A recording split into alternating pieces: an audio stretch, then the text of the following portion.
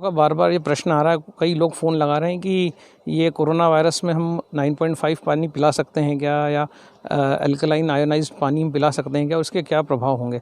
तो पहले तो आप ये जान लीजिए कि कोरोना एक जो वैश्विक महामारी है, एक बहुत बड़ा संक्रमण है, एक वायरल संक्रमण है, और एक बार अगर ये संक्रमण हो जाता है तो इसका फ़िलहाल तो कोई वैक्सीन नहीं है।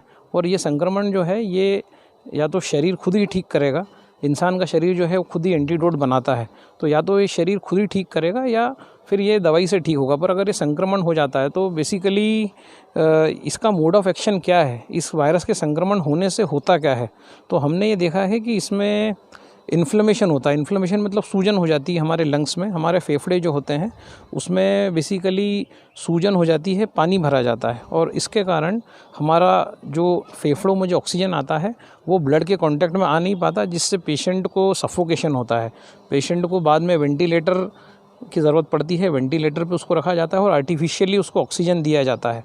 और धीरे धीरे जैसे जैसे पेशेंट रिकवर करता है वैसे वैसे उसको फिर वेंटिलेटर हटाया जाता है और फिर वो उसको डिस्चार्ज कर दिया जाता है।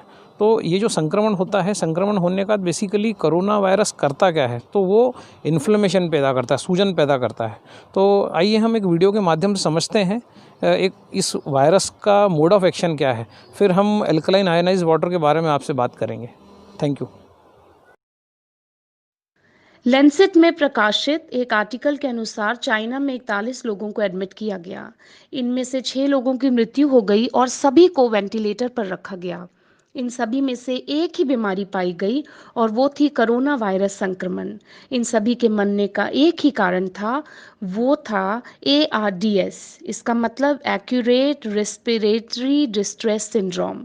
ये कोरोना वायरस हो या कोई भी वायरस हो, ये मृत्यु का कारण होता है। इसलिए हमारे फेफड़े, लंग्स को समझना ही पड़ेगा, इसको समझने की ज़रूरत है यहाँ पर।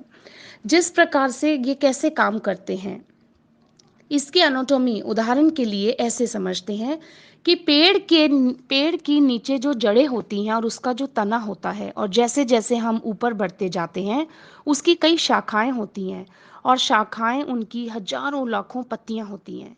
ये पत्तियां फोटोसिंथेसिस के माध्यम से भोजन तैयार करती हैं और इसी तरीके से एक बड़ा झाड़ जिंदा रहता है। इन पत्तियों का एक सरफेस एरिया होता है, मतलब ये मान के चलिए कि अगर इन पेड़ की सारी पत्तियों को तोड़ा जाए और एक जगह बिछा दिया जाए तो उनका सरफेस एरिया उस पेड़ के तने परछाई से भी कई गुना ज़्यादा होगा। कुछ ऐसे ही होता है हमारे लंग्स के साथ। आइए इसको समझते हैं। हमारे फेफड़े भी दो भागों में बटे रहते हैं, लेफ्ट लॉब और एक होता है राइट लॉब। लेफ्ट लॉब और राइट लॉब को भी अनेक शाखाएं होती हैं। पत्तियों की तरह जैसे ये शाखाएं बड़ी हैं, इनकी भी शाखाएं होती हैं। मान के चलिए कि लेफ्ट और राइट लॉब मिला के 80 लाख छिद्र होते हैं जो कि हवा को भरते हैं। इन छोटे छोटे छिद्र पोर्स को हम एल्बुलाई कहते हैं। ये छोटे छोटे छिद्र अंगूर की तरह होते हैं और इनमें हवा भराती है। इन छिद्रों को बड़ा करके देखें तो कुछ इस प्रकार के छिद्र होते हैं जो कि एक एक्यूरेट शेप होती है। इस प्रकार के 600 मिलियन छिद्र फेफड़े के रूप में हमारे शरीर में होते हैं। इस एल्बुलाई का एक फंक्शन होता है, जब भी डीऑक्सीजनेटेड ब्लड या दूषित ब्लड इनके पास से गुजरता है, ये उस ब्लड में से उसको पिकअप कराता है, उनको ऑक्सीजन देता है, फिर ऑक्सीजनेटेड शुद्ध रक्त हमारे हार्ट को मिलता है। यहाँ आपको ये समझना पड़ेगा कि एल्बुलाई की जो स्किन होती है ये बहुत बहुत बहुत बारीक, महीन, सूक्ष्म होती है। बिकॉज ऑक्सीजन जो सांस हम लेते हैं, या ऑक्सीजन को एल्बुलाई के थ्रू हमारे ब्लड के पास में होना होता है। इसलिए यह जरूरी है कि जो भी एल्बुलाई के छिद्र की जो चमड़ी अंगूरनमा शेप की है, यह इसको बहुत बारीक होती है और ऑक्सीजन उसमें पेनिट्रेट करके हमारे ब्लड में आ जाए। अब आप इसको ऐसे समझिए, जब इन्फ्लेमेशन हो जाए, सूजन हो जाए, तो क्या होता है, आपकी उंगली जब दो दरवाजों के बीच आ जाए वहाँ इन्फ्लेमेशन होता है। ठीक उसी प्रकार के इन्फ्लेमेशन की बात कर रही हूँ यहाँ। इस प्रकार से जब कोई वायरस आपको अटैक करता है तो यह संक्रमण आपको पूरे के पूरे फेफड़े, लंग्स में फैलता है। इसी संक्रमण के कारण इन्फ्लेमेशन होता है। इस इन्फ्लेमेशन के कारण कुछ फ्लूइड्स, कुछ रिसाव होता है। यह रिसाव के कारण पूरे का पूरा एरिया ब्लॉक हो जाता है। इन्फ्लेमेशन के कारण ये जो फ्लूइड्स का रिसाव है, ये एल्बुली की तरफ बढ़ता है। एल्बुलाई जो कि अंगूरों जैसी थी, फेफड़ों का जो गुच्छा है, इसका मतलब फेफड़ों में लिक्विड भरने लगता है। यह लिक्विड जो प्रोटीन से भरा होता है, जिस कारण ये ऑक्सीजन को भी ब्लड तक पहुंचाने में रुकावट करता है। इस पूरे प्रोसेस के कारण ऑक्सीजन ब्लड को नहीं मिल पाता और ब्लड जो दूषित है वो रह जाता है। यही वो समय है जब आपको सांस लेने में तकलीफ होती है और अब आपको वेंटिलेटर में लेटा दिया जाता है और अब आप असहाय हैं, हम कुछ नहीं कर सकते। वेंटिलेटर ही एकमात्र उपचार है जिसके थ्रू हम आपको ऑक्सीजन इसमें मिलती है। आप यहाँ सांस ले पाते हैं, वेंटिलेटर आपके लिए फेफड़े का काम करता है। जैसे जैसे इन्फ्लेमेशन कम होता है, इन्फ्लेमेशन के कारण इस छेद में जमा हुआ जो धीरे धीरे वापस ब्लड की तरफ लौटने लगता है। जैसे जैसे इन्फ्लेमेशन कम होता जाता है, ऑक्सीजन ब्लड में जाने लगता है और ब्लड ऑक्सीजन को लेकर हार्ट में जाता है और पूरा आपका दोबारा साइकिल वापस से सुचारू रूप से चालू हो जाता है। जैसे इन्फ्लेमेशन कम होता है, ये अच्छे से काम करने लगता है और आपको वेंटिलेटर से हटा लिया जाता है। अब हम बात करेंगे अल्कलाइन आयोनाइज्ड वाटर के ऊपर। मार्केट में कई प्रकार के अल्कलाइज़र, आयोनाइज़र अवेलेबल हैं।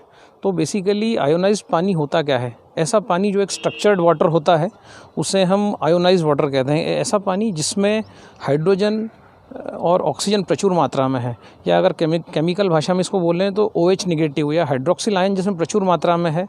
जो पानी अल्कलाइन है, जो पानी माइक्रो क्लस्टर्ड है और जो पानी आपका माइनस में है, मतलब एक रिड्यूस्ड वाटर है, उस प्रकार के पानी को हम आयोनाइज्ड वाटर कहते हैं। तो पहली बात तो ये आपको जानना पड़ेगा कि आयोनाइज्ड वाटर का कोई मेडिकल फार्मूला, कोई केमिकल फार्मूला, कोई केमिकल नेम है क्या? तो हमने जो इसका साइंटिफिक नेम सर्च किया तो हमने पाया कि इट इज़ नॉट H2O, ये H2O नहीं है, ये है H3O2। बिकॉज इसमें OH की मात्रा जो है बढ़ गई है, इसलिए ये एक रिड्यूस्ड वाटर है, एक बेस है, और ये एक अल्कलाइन वाटर है, आयनाइज्ड वाटर है, रिड्यूस्ड वाटर है, इलेक्ट्रॉन डोनर है। तो अब इलेक्ट्रॉन डोनर वाटर होने के कारण इसमें हाइड्रोजन भी प्रचुर मात्रा में है। तो अब ये पानी किस प्रकार से काम करेगा, इसके ऊपर हम इस वीडियो के माध्यम से जानते हैं कि हाइड्रोजन बेसिकली करता क्या है। हज़ारों रिसर्च पेपर 1000 के ऊपर पब्लिश हो चुके हैं और हाइड्रोजन का प्रभाव as antioxidant, as anti inflammatory जो है देखा गया है। क्रॉनिक इन्फ्लेमेशन पे भी और एक्यूट इन्फ्लेमेशन पे भी देखा गया है। और आपका जो भी वायरल इन्फेक्शन होते हैं ये ARDS होते हैं, मतलब एक्यूट रेस्पिरेटरी डिस्ट्रेस सिंड्रोम। तो इस पे ये पानी निश्चित काम करेगा। कोई भी आयोनाइज्ड पानी है जिसमें हाइड्रोजन प्रचुर मात्रा में है, वो पानी, फ्रेश पानी अगर दिया जाएगा तो वो ये जो इन्फ्लेमेशन जो हो रहा है संक्रमण के कारण, उसको निश्चित तौर पे रोकेगा। वो हम इस वीडियो में देखेंगे। Thank you.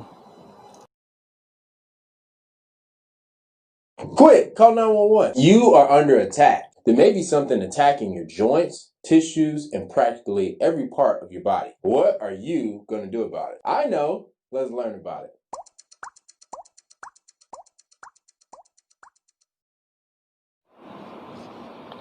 आज हम मॉलिक्यूलर हाइड्रोजन के रोल को समझेंगे। जो हाइड्रोजनेटेड आयोनाइज्ड वाटर जिनका मार्केट में अभी तेज़ी से प्रचलन हुआ है, हम हाइड्रोजन के रोल को समझेंगे। इन्फ्लेमेशन में हाइड्रोजन का क्या रोल है? तो पहली बात तो आप ये समझिए कि इन्फ्लेमेशन होता क्या है। इन्फ्लेमेशन, जिसको हम हिंदी में सूजन कहते हैं, जो हमारे जॉइंट्स में होता है, हमारे टिश्यूज़ में होता है, हमारे मसल्स में होता है। किसी भी प्रकार का पेन जो होता है उसके लिए इन्फ्लेमेशन, सूजन रिस्पॉन्सिबल होती है। इन्फ्लेमेशन या सूजन एक प्रकार का हमारे इम्यून सिस्टम का रिस्पॉन्स होता है।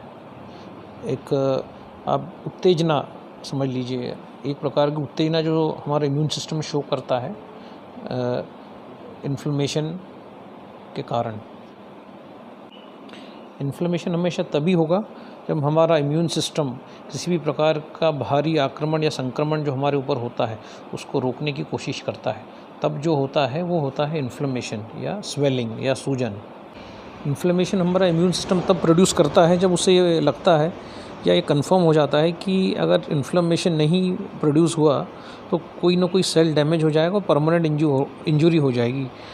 तो इसलिए हमारा इम्यून सिस्टम इन्फ्लेमेशन क्रिएट करता है। जो एक्यूट इन्फ्लेमेशन होता है वो कुछ ही दिनों के लिए रहता है या फिर कुछ सप्ताह भी रह सकता है। एक्यूट इन्फ्लेमेशन के लक्षण होते हैं किसी प्रकार का स्किन का लाल होना, बॉडी में एक्सेसिव हीट का महसूस होना, स्वेलिंग होना, दर्द होना या किसी न किसी प्रकार का लॉस ऑफ फंक्शन होना। ये सारे एक्यूट इन्फ्लेमेशन के उदाहरण हैं। इन्फ्लेमेशन का एक प्रकार होता है क्रॉनिक इन्फ्लेमेशन, जिसमें हमारा इम्यून सिस्टम स्वयं ही हमारे बॉडी के जो हेल्दी सेल्स हैं उनको अटैक करता है और उनको नष्ट करने की कोशिश करता है। तो इस प्रकार के इन्फ्लेमेशन को क्रॉनिक इन्फ्लेमेशन भी कहा जाता है। क्रोनिक इन्फ्लेमेशन के उदाहरण हैं आपका rheumatoid arthritis, atherosclerosis, psoriasis, Crohn's disease और यहाँ तक कि कैंसर। ये सारे उदाहरण क्रोनिक इन्फ्लेमेशन के हैं।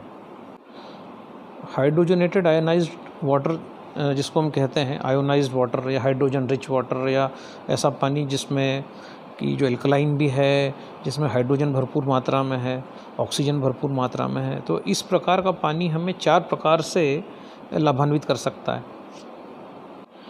इस प्रकार का पानी जब हम पर्याप्त मात्रा में पीते हैं तो सबसे पहला जो एक पॉजिटिव बॉडी में इम्प्रूवमेंट होता है वो है हमारा oxidative stress. Oxidative stress immediately जो है रिलीव हो जाता है, जो एक बहुत बड़ा रोल प्ले करता है बीमारी को आगे बढ़ाने में। तो इस प्रकार का पानी जो आयोनाइज्ड है, जिसमें हाइड्रोजन भरपूर मात्रा में है और जो एल्कलाइन है, माइक्रो क्लस्टर्ड है, इस प्रकार का पानी एक बहुत बड़ा रोल प्ले करता है, इमीडिएटली ऑक्सीडेटिव स्ट्रेस को कम करता है। ऑक्सीडेटिव स्ट्रेस की अधिकता हमारे सेल को भी डैमेज कर सकती है। दूसरा तरीका जिससे हाइड्रोजन रिच वाटर आपके इन्फ्लेमेशन को कम करता है वो है regulation of pro inflammatory cytokine. अब ये साइटोकाइन क्या होते हैं? ये साइटोकाइन एक प्रकार का सिग्नलिंग मॉलिक्यूल होता है जो हमारे इम्यून सेल सीक्रेट करते हैं। जब भी कहीं इन्फ्लेमेशन होता है तो इस प्रकार का मॉलिक्यूल जो है हमारे इम्यून सिस्टम द्वारा सीक्रेट किया जाता है। तो हाइड्रोजन का दूसरा कार्य है इस प्रकार के जो साइटोकाइंस हैं इनको रेगुलेट करना। ये साइटोकाइंस या सिग्नलिंग मॉलिक्यूल एक प्रकार का एंजाइम होता है जो बॉडी के अंदर सूजन को बढ़ाने का काम करते हैं। तो जब हम इस प्रकार का पानी पीते हैं, आयोनाइज्ड पानी, तब इस प्रकार के एंजाइम्स का जो प्रोडक्शन है वो स्लो कर देती है बॉडी। जब हम इस प्रकार का पानी पीते हैं तो हमें 1 से 2 हफ्तों में ये रिज़ल्ट दिखने लगता है। एक महत्वपूर्ण कार्य जो हाइड्रोजन रिच वाटर करता है वो ये decrease of lipid pre oxidation. अब ये लिपिड क्या होता है? लिपिड एक प्रकार का घुलनशील पदार्थ होता है जो कार्बोहाइड्रेट और प्रोटीन के साथ मिलकर प्राणियों एवं वनस्पति के उत्तकों का निर्माण करता है। लिपिड को सामान्य भाषा में कई बार हम वसा भी कहते हैं, लेकिन एक्चुअली दोनों में अंतर होता है। तो हाइड्रोजन जो होता है वो लिपिड प्री ऑक्सीडेशन को कम करता है। ये एक और महत्वपूर्ण कार्य है हाइड्रोजन का। एक अत्यंत महत्वपूर्ण कार्य जो हाइड्रोजन का है वो है ग्रिलिन नाम का जो हार्मोन होता है, जो हमारे गट मतलब पेट के अंदर होता है, आंतों के अंदर होता है, उस हार्मोन को रेगुलेट करता है हाइड्रोजन रिच वाटर। इसी प्रकार से हाइड्रोजन इस प्रकार के एंजाइम्स का जो प्रोडक्शन है उसको कम करता है, जो इन्फ्लेमेशन प्रोड्यूस करते हैं। तीसरा महत्वपूर्ण कार्य जो हाइड्रोजन रिच वाटर करता है वो ये है कि up regulation of anti inflammatory cytokinins, मतलब ऐसे एंजाइम्स का प्रोडक्शन बढ़ाना जो इन्फ्लेमेशन को कम करते हैं।